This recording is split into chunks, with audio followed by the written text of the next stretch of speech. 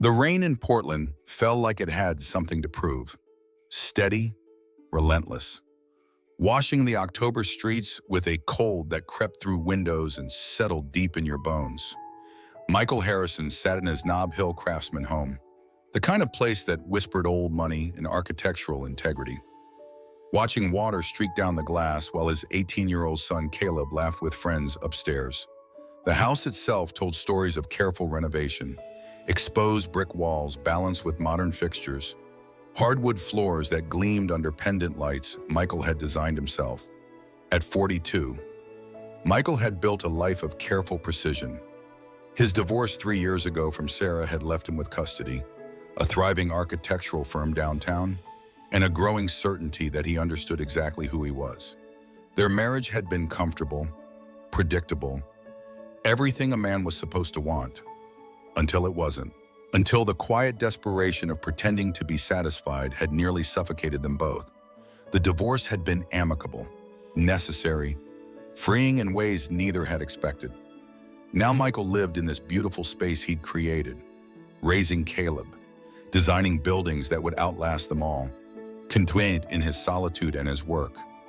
Until the knock came, soft, hesitant, like someone who wasn't sure they deserved to be heard. Through the glass panels beside his front door, Michael could see a figure hunched against the storm, streetlight casting long shadows across his porch.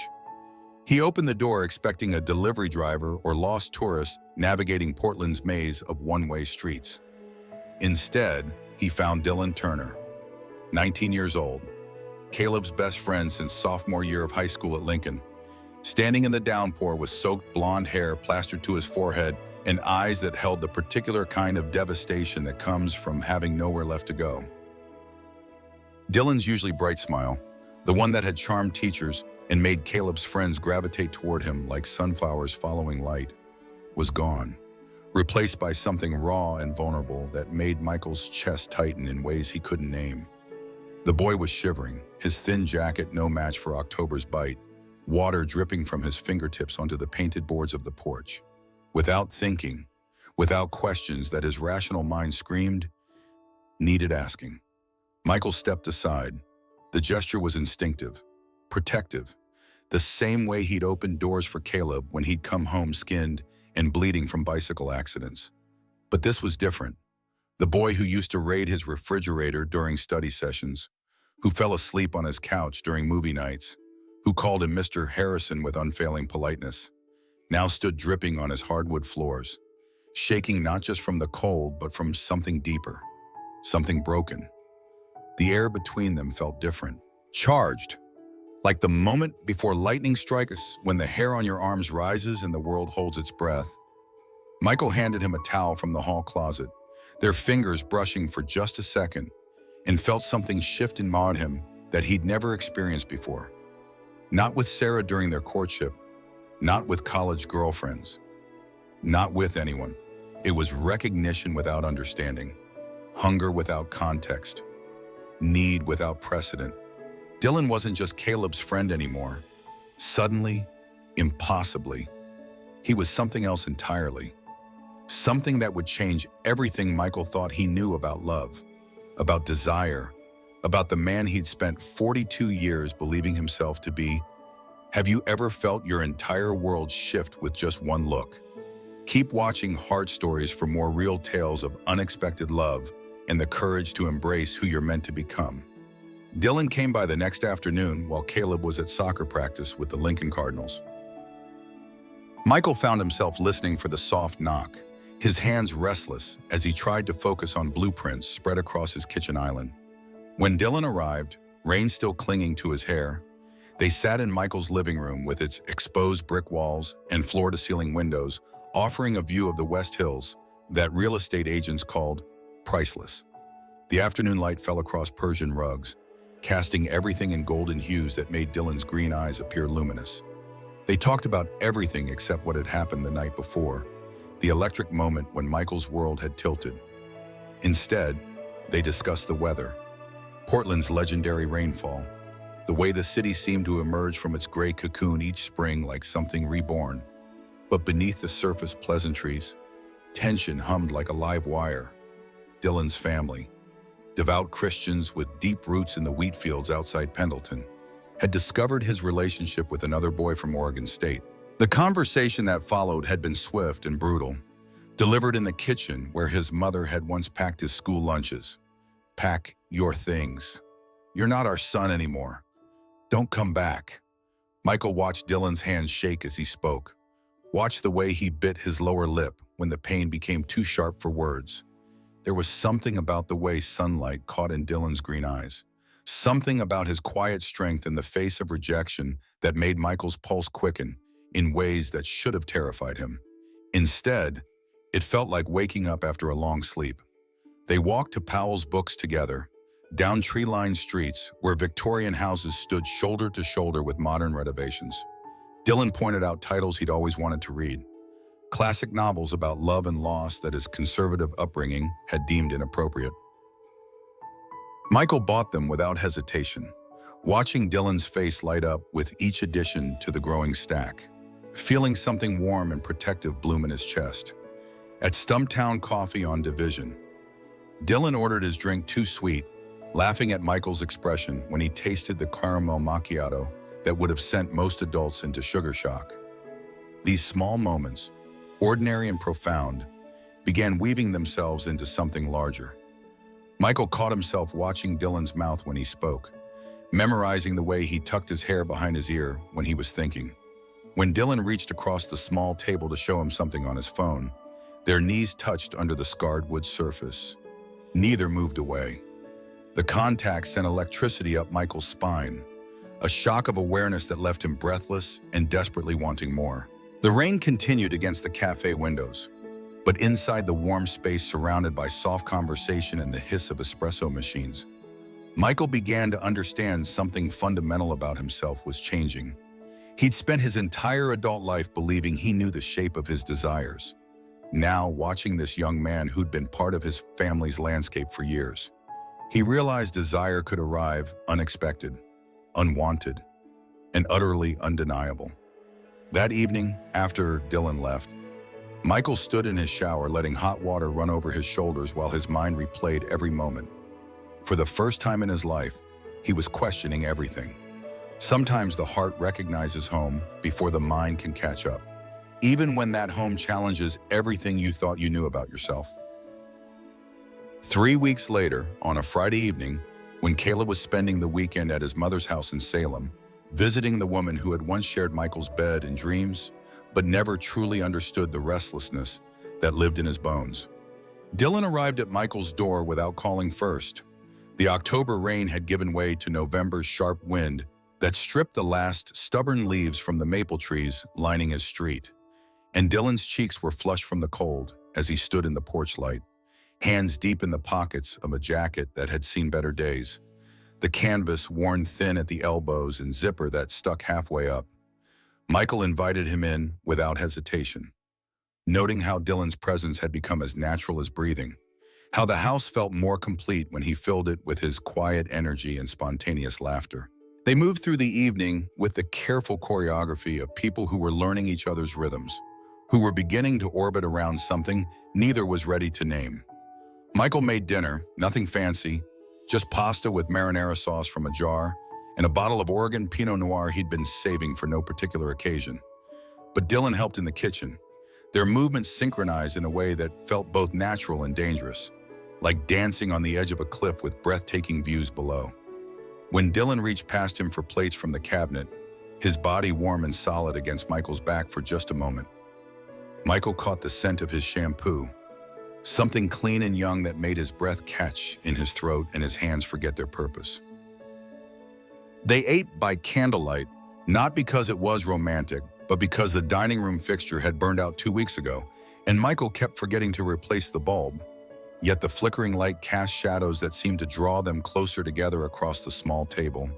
Dylan talked about his dreams with the passion that comes from finally having someone who listens without judgment, about wanting to study environmental science, about the old-growth forests he'd explored as a child with his grandfather before family obligations and religious expectations had closed around him like a trap. He spoke of the greenhouse his grandmother had taught him to tend when he was small, How she'd shown him which seeds needed darkness to germinate and which required light. Lessons about patience and faith that had sustained him through years of feeling different, wrong, unwanted in his own skin. Michael found himself leaning forward, drawn by the animation in Dylan's voice. Watching his hands move as he spoke, wanting to reach out and touch the pulse point at his wrist where life beat steady and strong. When they moved to the couch, the pretense of watching a movie quickly faded into background noise, images flickering across the screen while their attention focused entirely on each other. They sat facing each other, legs tucked under them like teenagers sharing secrets after midnight, talking in voices that grew softer as the night deepened and the space between them became charged with possibility. Dylan confessed he'd been having nightmares about his family, about being alone forever in a world that seemed determined to reject anyone who dared to love differently. Michael wanted to tell him about the dreams he'd been having too. Dreams where Dylan's laugh filled every room of his empty house, where they built a life together that defied explanation but felt more real than anything he had ever experienced. When Dylan reached out to touch a small scar on Michael's hand, asking how he'd gotten it with genuine curiosity and care, the air between them became electric with tension that had been building for weeks.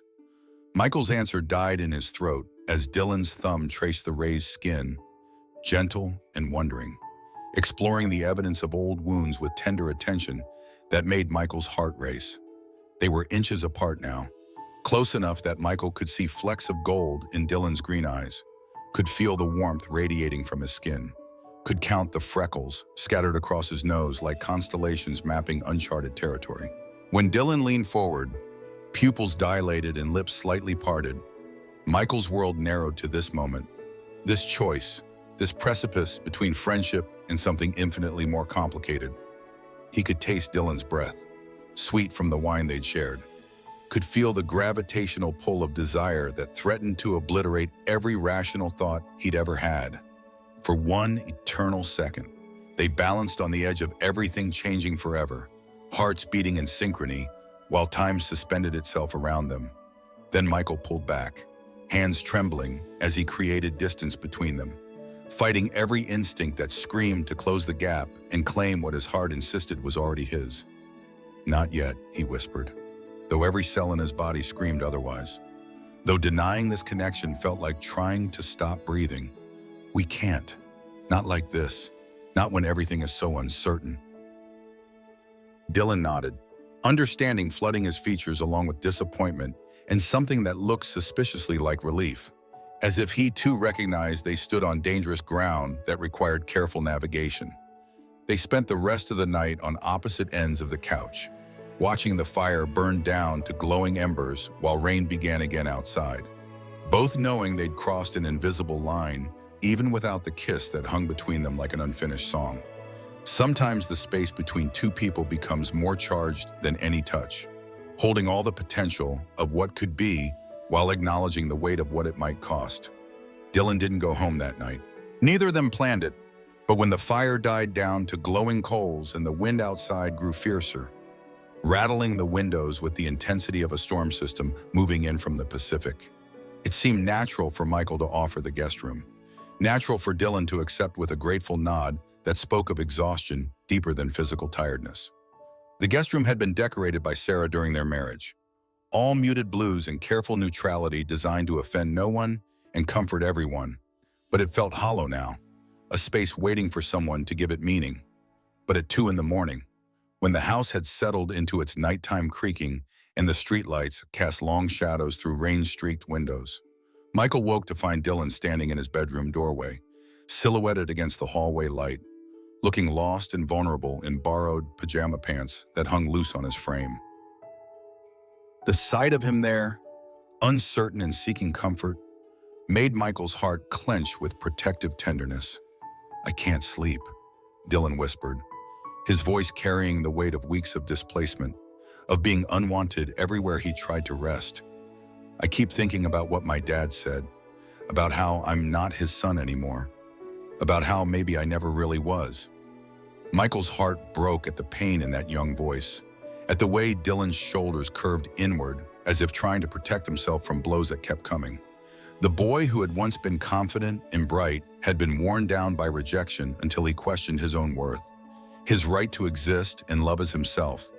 Without overthinking it, driven by instinct and compassion that felt bigger than logic, Michael lifted his blankets in invitation, and Dylan climbed into bed beside him, careful to stay on his side of the vast mattress that suddenly felt intimate and significant.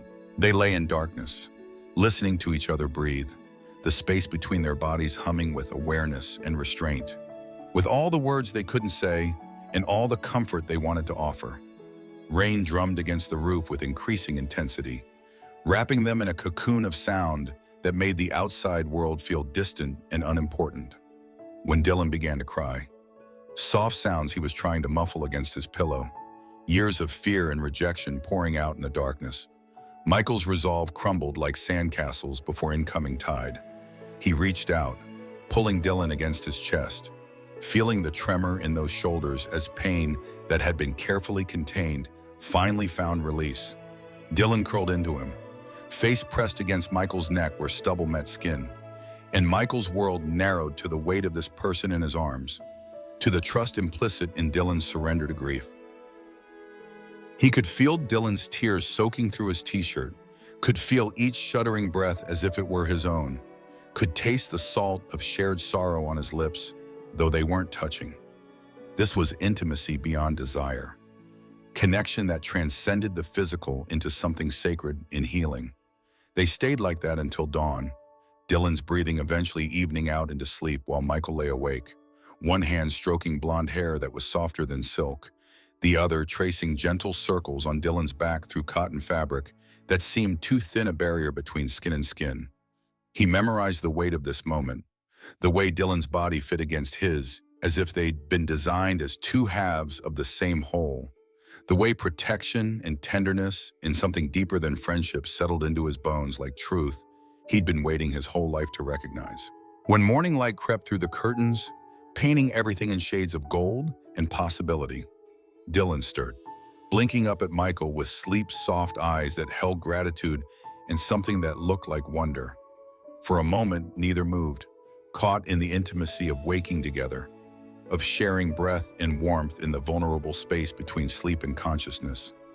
Then Dylan smiled, that radiant expression Michael had been missing for weeks, the brightness that made him understand why the sun waited for dawn. "Thank you for holding me," Dylan whispered, his voice rusty from sleep but steady with conviction. "I haven't felt safe in so long. I'd forgotten what it felt like to be wanted somewhere." Michael's throat tightened with emotion he couldn't name, with recognition of something profound shifting between them. "You are safe," he managed, the words feeling inadequate but necessary. "You'll always be safe with me." That's when Dylan said it, the words that changed everything between them forever. "I love you, Michael. I know it's complicated.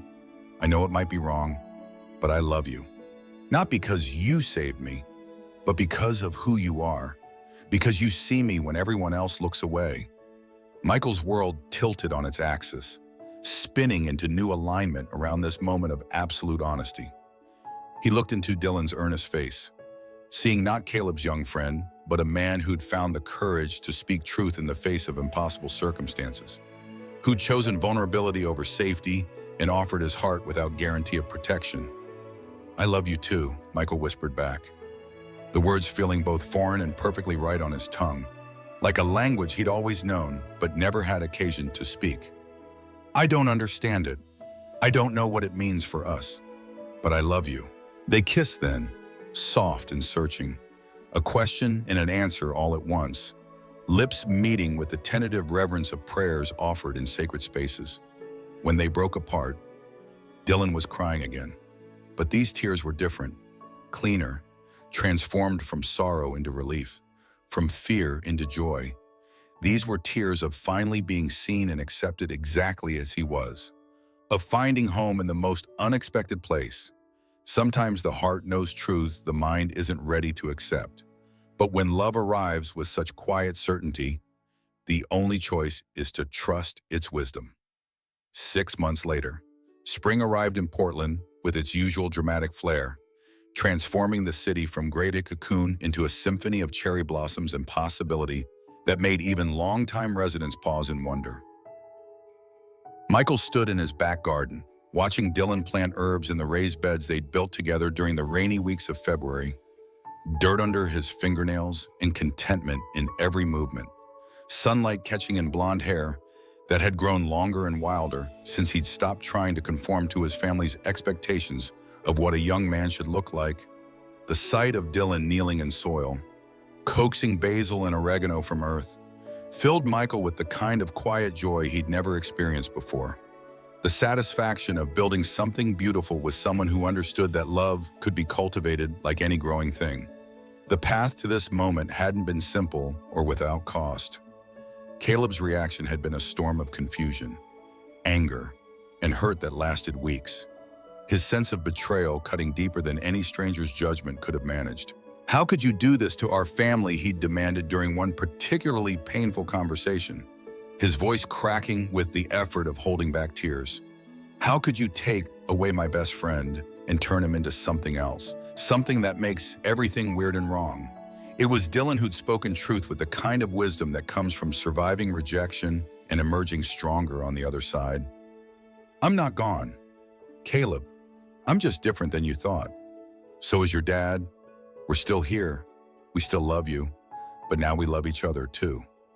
You get to decide if that changes how you see us. But it doesn't change who we've always been." The town's reaction had been mixed. Portland's liberal reputation notwithstanding the whispered comments and pointed looks that followed them through grocery stores and coffee shops.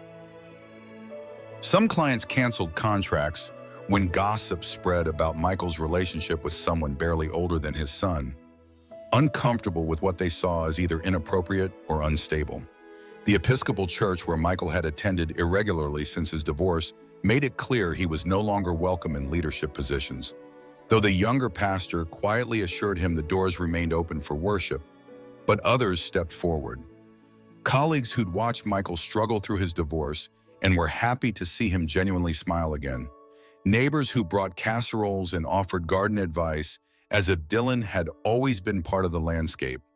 Detective Rodriguez, his old friend from college who'd stood as best man at his wedding to Sarah, made sure to patrol their street extra frequently when anonymous letters started arriving, written in careful block letters that promised damnation and worse.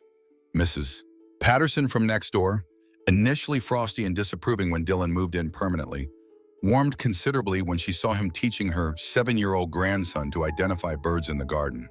His patience and knowledge impressing her more than any sermon about traditional values ever could. Dylan had enrolled in Portland State's environmental science program, his intelligence finally given room to flourish without the weight of family shame pressing down like a physical burden. Michael had never seen anyone embrace learning with such hunger, such joy.